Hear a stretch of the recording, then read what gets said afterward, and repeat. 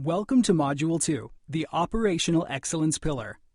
The Operational Excellence Pillar focuses on how your organization supports your business objectives, the ability to run and monitor systems to deliver business value, and continual improvement of supporting processes and procedures. The focus areas include organization. Customers need to understand their organization's priorities, their organizational structure, and how their organization supports their team members so that team members can support business outcomes. Prepare. Customers need to design their architecture for operations. They need to review the readiness of their workloads and teams in order to make informed decisions about when they're ready to go live or implement significant change. Operate.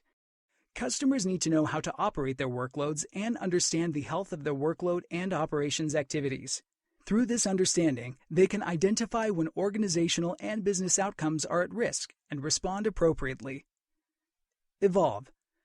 Customers need to have a process for continuous improvement of both their workload and their operations activities. This includes implementing feedback loops, learning from experience, making improvements, and sharing what is learned to benefit their entire organization. So, let's cast our minds back to challenges to achieving operational excellence in a traditional environment. Changes were frequently made by human beings following rulebooks that were often out of date. Because making change was difficult and risky, customers tended not to want to do it often and therefore tended to batch changes into large releases. Customers rarely simulated failures or events because they did not have the systems or human capacity to do this. Often, things were moving so fast that customers moved from one reactive situation to the next with no time to learn. Due to how change was being implemented, it was difficult to keep information current. In the cloud, constraints of a traditional environment are removed. Customers can apply the same engineering discipline that they use for application code to their entire environment and their operations activities. Through automation, they can reduce the level of effort to make changes and adopt a standard of making frequent incremental reversible changes, reducing risk. Customers can build organizational muscle memory by running game days that simulate failures to test their recovery processes and learn from these exercises, and all operational events to improve their responses. Teams need to have shared business goals to set the priorities that will enable business success.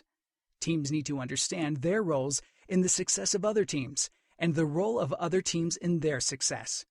Understanding responsibility and ownership will help focus efforts and maximize the benefit of those efforts. Customers need to provide support to their team members so that their team members can be more effective in taking action and supporting the business outcomes. Businesses exist to serve the needs of the customer.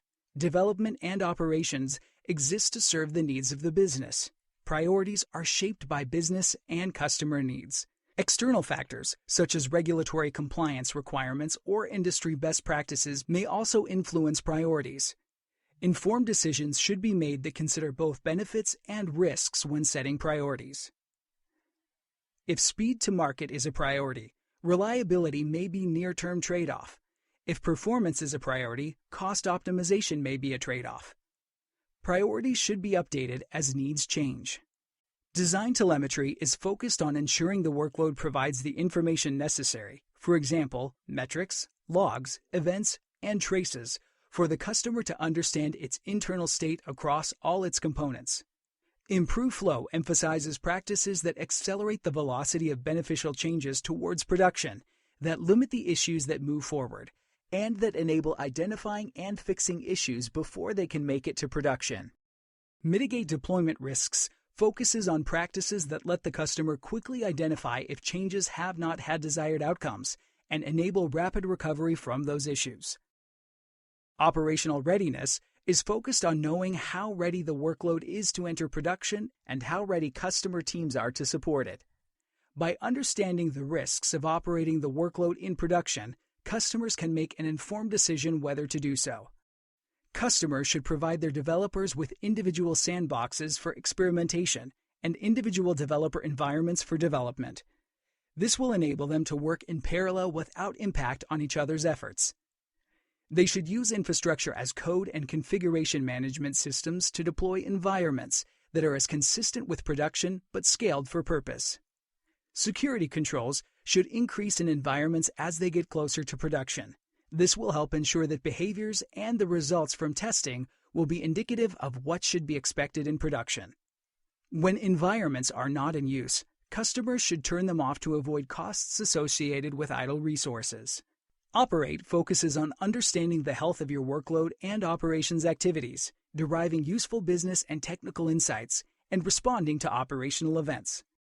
Customers must define, capture, and analyze both workload and operations metrics that provide visibility into workload health, the success of operations activities in support of the workload, and the achievement of business outcomes. An example technical insights from workload metrics is the impact on the health of a workload component following a change. An example of business insights from operations metrics is the frequency of successful feature updates to a customer-facing system.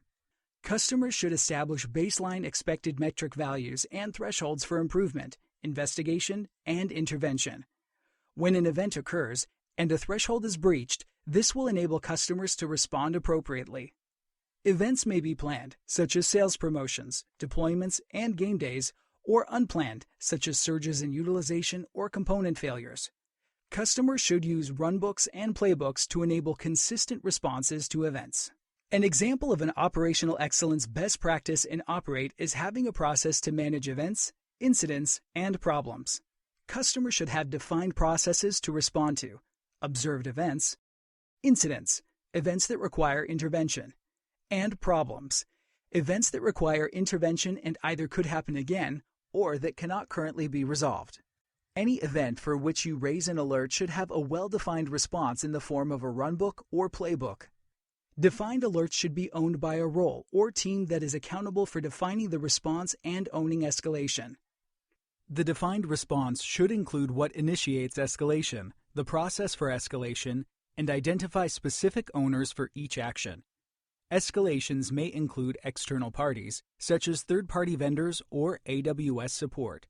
Users should be notified when the services they consume are impacted and when they return to normal operations. This will enable them to take action if necessary. Customers should communicate status through dashboards tailored to their target audiences and through push notifications such as email. Customers should evaluate opportunities for improvement captured from the analysis of customer-impacting events, feedback loops, lessons learned, analysis of metrics, and cross-team reviews. Customers need to validate and prioritize their opportunities, make changes, and evaluate outcomes. If the changes do not yield the desired results, they should consider other approaches. To maximize the benefit from improvement efforts, customers should share both what they learn and the artifacts they create across their teams.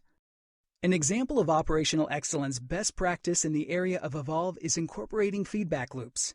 Activities should include feedback loops to identify areas for improvement. Feedback should be used to prioritize and drive improvements. Feedback should come from the beginning of operations activities, from user experience, and from businesses and development teams. An example feedback mechanism is regular reviews of operations and workload metrics with members of business, development, and operations teams. Use these meetings to identify changes in business needs, validate insights, and determine opportunities and methods for improvement. Customers can evaluate feedback over time to recognize the success of improvement. Thank you for watching this module.